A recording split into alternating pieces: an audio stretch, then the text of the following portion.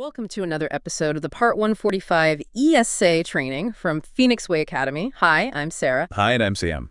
Last time we started digging into the AMC in GM for section 145.A.30. That's the one covering personnel requirements. Yeah, we laid some groundwork there. It's all about how critical the right people are in aviation maintenance. Exactly. And today we're going deeper into that, really looking at how safety connects with, well, the human side of keeping aircraft airworthy. That's right.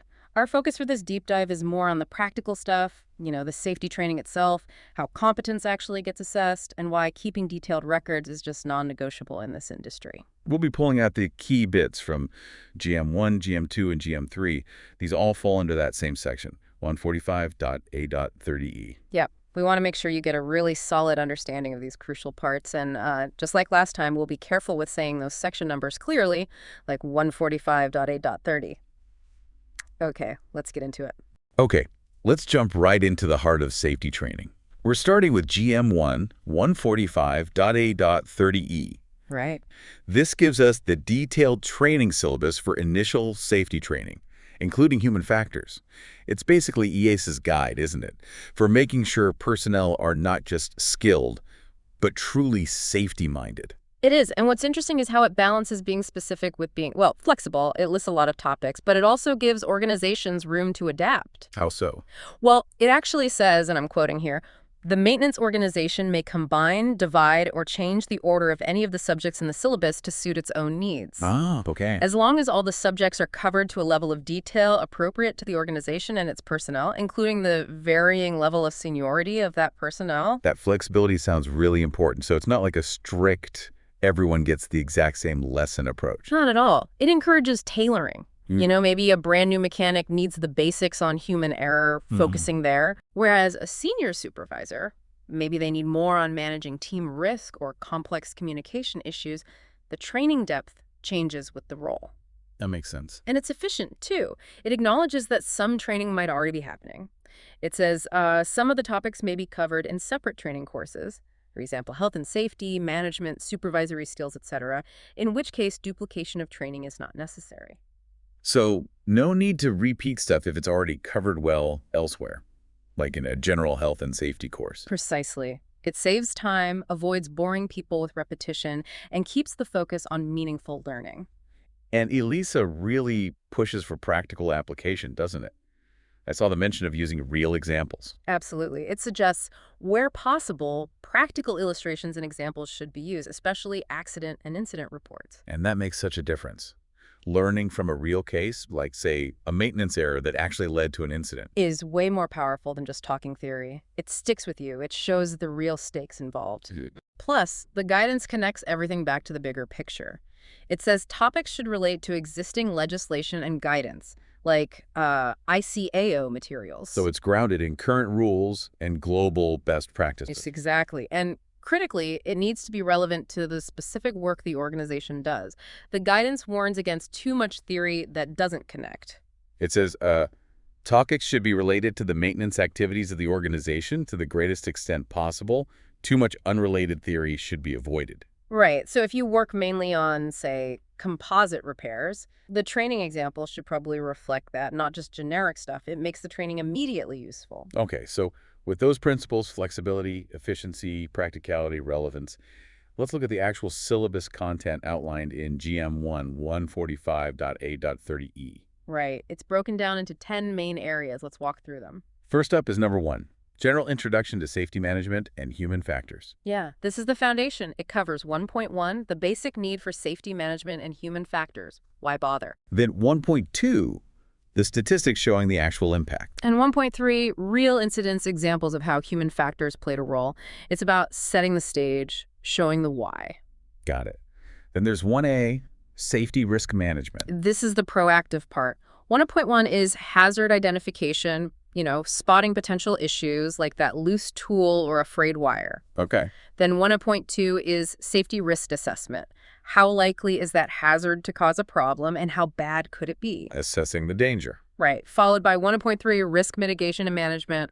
What are we going to do about it? New procedures, better checks. And finally, 1A.4, checking the effectiveness of those actions. Did our changes actually make things safer? Exactly. It's a continuous cycle. Okay, next is number 2, safety culture organizational factors. This sounds broader.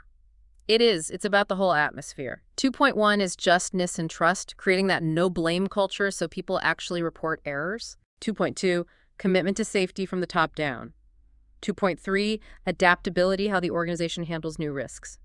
2.4, awareness, everyone understanding their safety role. Then 2.5, promoting safe behavior. And 2.6, ensuring safety information gets to everyone who needs it. It's about the whole system supporting safety. Right. Then we get to number 3, human error. The core issue, really. Yep. 3.1 looks at error models and theories, different ways we mess up, like slips, lapses, mistakes. Understanding the how. 3.2 gives specific types of errors in maintenance tasks, like installing something backwards or missing a crack during inspection. Real examples. 3.3 talks about violations when rules are broken deliberately, maybe due to pressure. That's different from an accidental slip. Very different. Then 3.4, the implications of errors, what can happen. 3.5 looks at avoiding and managing errors using checklists, supervision, things like that. And 3.6 is about human reliability, acknowledging our limits. Okay, that leads into number 4, human performance and limitations. Exactly. This gets into the nitty-gritty of being human. 4.1, vision poor lighting affecting inspections. 4.2, hearing noise impacting communication. Sensory limits. And cognitive ones, too. 4.3, information processing. 4.4, attention and perception in a busy hangar. 4.5, situational awareness, knowing what's going on around you. And 4.6, memory, remembering procedural steps. Then physical factors. 4.7, claustrophobia in tight spaces. Yeah. Psychological ones. 4.8, motivation. 4.9, fitness and health. 4.10, stress. Struggles is a big one. Huge. Also 4.11, workload management. 4.12, fatigue so dangerous. 4.13, the effects of alcohol, medication, drugs. Obviously, Korea. 4.14, the strain of physical work, ergonomics.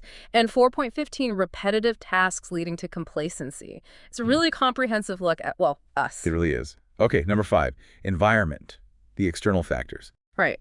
5.1, peer pressure influence from colleagues. 5.2, environmental stressors like heat, cold, noise. Things around us affecting us. Exactly. 5.3, time pressure and deadlines. 5.4, the sheer workload. 5.5, challenges of shift work. Sleep disruption, yeah. 5.6, noise and fumes. 5.7, illumination needing good light. 5.8, climate and temperature. 5.9, motion and vibration, maybe on a maintenance platform. Things you might not immediately think of. Also, 5.10, dealing with complex systems on modern aircraft. 5.11, other specific hazards in the workplace. 5.12, lack of manpower increasing stress. And 5.13, managing distractions and interruptions. So many factors. What's next? Number 6. Number 6, procedures, information, tools, and practices. This is about the stuff we use. 6.1, the importance of good visual inspection. 6.2, proper work logging and recording. Accuracy matters. Documentation again. Always. 6.3 is interesting. Procedure practice METS notch norms. This is when the way things are actually done drifts away from the official manual, creating risky habits. Oh, I see. Like unofficial shortcuts becoming normal. Precisely. 6.4 covers technical documentation, making sure manuals are up to date and easy to get hold of. And 6.5 deals with critical maintenance tasks and using things like independent inspections to catch errors on high-risk jobs. Makes sense. Number 7 is communication. Vital. 7.1, effective shift or task handover, making sure nothing gets dropped between shifts. Like passing the baton properly. Yeah, exactly. 7.2, dissemination of information, how safety bulletins or procedure changes get out to everyone. And 7.3, acknowledging cultural differences that might affect communication in diverse teams. Good point. Okay, number 8, teamwork. How people work together. 8.1, clear responsibility within the team. 8.2, the role of good management, supervision, and leadership. And 8.3, how teams make good decisions, especially when things get tough. Right, nearly there. Number 9, professionalism and integrity. This is about individual conduct. 9.1, keeping up to date, staying current, continuous learning. Being professional means staying sharp. Yes. 9.2, avoiding error-provoking behavior, like not cutting corners yourself. And 9.3, assertiveness, being willing to speak up if you see something unsafe, even to a boss. That takes courage sometimes. It does, but it's essential. And finally, number 10, Organization's safety program. Bringing it all together at the organizational level. 10.1, the company's safety policy and objectives, including that just culture principles. Tell me the tone. 10.2, how to actually report errors and hazards using the internal system. 10.3, the investigation process for when things were reported. Finding root causes. 10.4, taking action to address problems found in investigations. And 10.5, providing feedback and safety promotion, closing the loop and keeping safety visible. Wow, that's incredibly thorough. It really is. If you step back, GM1 maps out this really holistic view of safety training. It covers the individual, the team, the task, the environment, the organization, everything. It's about building a complete safety mindset. So for you listening, the takeaway here is that EASA isn't looking for just a quick safety briefing. They expect a deep, practical, integrated training program that genuinely tackles the human element in maintenance. It's not just ticking a box. Not at all. Okay, so that's the training syllabus. But just training people isn't enough, is it? How do organizations know the training stuck? How do they know people are actually competent? Great question. And that leads us directly to GM2 145.A.30E. This one focuses on competency assessment elements. Right, measuring competence. How do they suggest doing that? Sounds tricky, especially with so many different jobs in a maintenance organization. It is tricky, and GM2 acknowledges that. It provides examples of things to consider during an assessment, tailored to roles like managers, planners, mechanics, certifying staff, safety personnel, and so on. Importantly, it says it's a non-exhaustive list. Meaning organizations can add other relevant elements. Exactly. They should adapt it. But looking at the examples EASA gives is really insightful. What stands out? Are there common threads? Definitely. Some knowledge areas are flagged as essential for pretty much everyone. For example, knowledge of safety management, human factors, human performance and limitations, and just culture. So that core human factors understanding needs to be assessed across the board. Yes, it applies to managers, mechanics, planners, supervisors, certifying staff, support staff, specialized services, compliance monitors, safety personnel, everyone listed. That really drives home the point about safety being universal. It does. Same goes for knowledge of relevant parts of the maintenance organization exposition and procedures. Everyone needs to know the company's own rulebook. And knowledge of safety risks linked to the working environment is another universal one. Makes sense. You need to know your own procedures and your own workplace hazards. But then you have more specialized knowledge, like knowledge of auditing techniques that's mainly needed for managers and the compliance monitoring folks. Right, not necessarily for a mechanic on the floor. Correct. But what's also interesting is how some knowledge applies broadly, but maybe in different ways. Like what? Take the regulations, knowledge of Part M, Part ML, Part 145, etc. A mechanic needs to know the bits that affect their tasks. A manager needs a broader oversight perspective for compliance. Same topic, different focus. I see. Or things like CDCCL and EASA, critical design configuration, control limitations, and electrical wiring interconnection systems. The guidance suggests these are relevant for everyone too, when applicable. Yes, because they relate to critical aircraft systems. The person doing the work needs to understand them. The supervisor needs to oversee that understanding. The planner needs to account for specific requirements. It touches everyone involved with that aircraft or system. So this assessment isn't just about checking technical skill, is it? It's much broader. Much broader. It's about assessing understanding of the regulations, the safety culture, the organization's specific procedures, human factors, the whole context. GM2 basically provides a framework to make competence a measurable thing, specific to each role. It ensures everyone, from top to bottom, has the specific knowledge needed for their part in the safety chain. Precisely. Okay, so we've covered the training syllabus, GM1, and how competence is assessed, GM2. What about keeping track of all this? Yes, the paperwork. That brings us to GM3, 145.A.30E. This one provides a template for recording experience training. Now, you mentioned the actual template is in the Easy Access Rules document, which we won't detail here. But the fact that EASA provides specific guidance on how to record this, that says something. It says it's incredibly important. Record keeping isn't just red tape, it's fundamental. Why so fundamental? Well, think about it. How do you prove compliance during an audit? How do you ensure someone is actually qualified for a specific task you assign them? How do you track if someone needs refresher training? Through the records. Exactly. The records are the evidence. They demonstrate that your training and assessment system isn't just theoretical, it's actually working.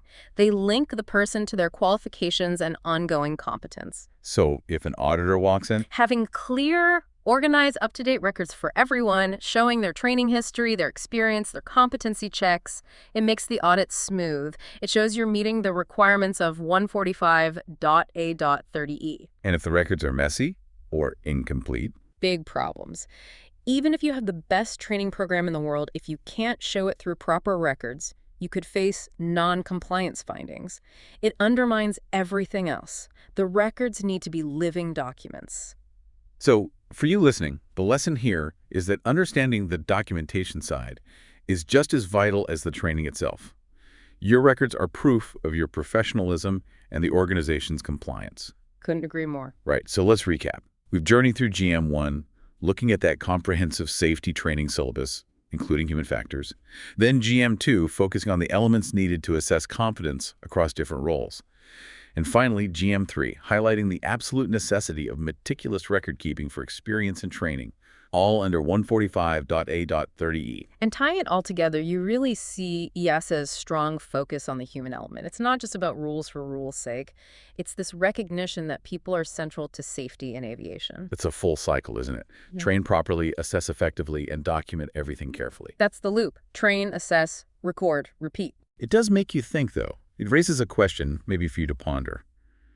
In whatever field you work in, or even just in daily life, how much do we really analyze the human element? Our performance, our limits, how our environment affects us, especially when it comes to avoiding mistakes and staying safe. That's a really interesting thought. What could change if other high-stakes areas adopted such a detailed, human-centric approach to managing error and ensuring safety? Something to reflect on. These notes are only part of the AMCs related to Clause 145.A.30. In the next episodes, we will go into more detail about the remaining AMCs. Follow us on social media under the name Phoenix Way Academy. Thanks for listening. Stay safe and stay informed.